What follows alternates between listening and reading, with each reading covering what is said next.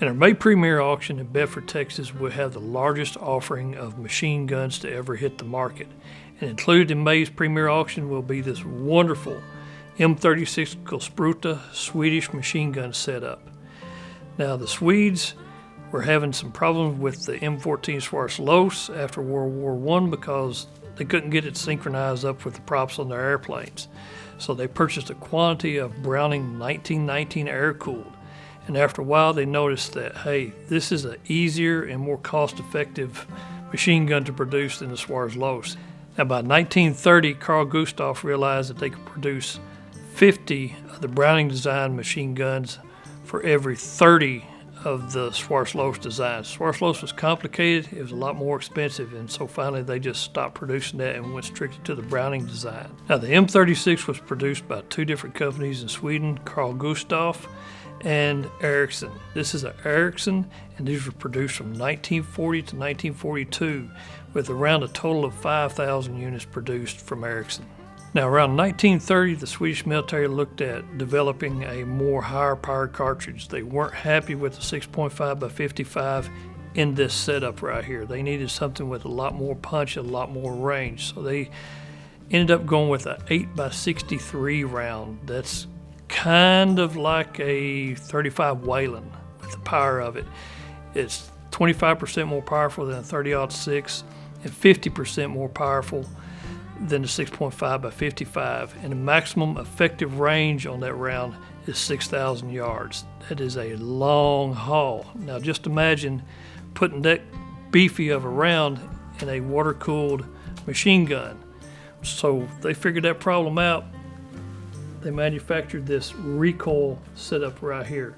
This is a recoil buffering cradle that fits on this tripod right here, and it just takes all the recoil out of it. And this makes a very good shooting machine gun setup. Now this does look like the 1917 water-cooled, but it's quite a bit different from it. Number one, we got spade grips back here at the back. 1917, 1919 had the pistol grip with the trigger. This has spade grips. Now up here on your water jacket, you notice that your condensation hose, there's no hookup right here.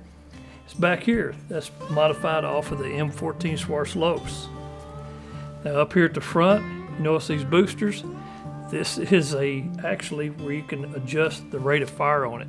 You could adjust the fire from 600 rounds to 720 rounds a minute. It made a very great shooting gun. Now this is a twin setup, and the twin setup is quite a bit different because you notice there's no charging handle over here on this side. They locate it to the left side of this right-hand side machine gun. And your charging handle is on the left-hand side. Now on your left side, everything is still set up as your regular, but your feed on your right-hand side is coming in from the right, left side your feed's coming in from the left, and your belts are dumping down through the middle. Now with this setup, the sight is set up here over here on the left-hand side. You're not sitting up in the middle. Comes off of the left. Now there was an anti-aircraft version of this, and your spider would sit up here in the middle.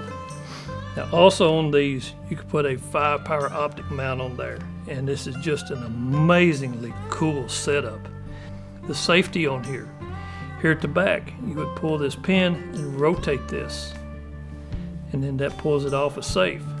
Now your trigger mechanism, you'll have one over here on the left-hand side, the other one on the right-hand side. So you could fire them both at the same time, or you could fire one independently from the other. It's just a very, very cool setup. Now, of all the belt-fed machine guns, this is probably my favorite of them all.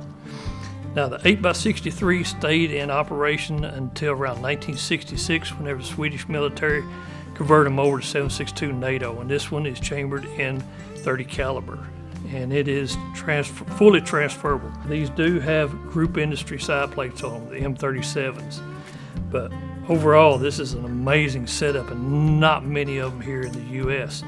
But this setup right here will be in our May Premier auction. Be sure to check it out in Bedford, Texas. Come down, preview day, take a look at it. But if you can't stop in, be sure to check it out at rockonauction.com.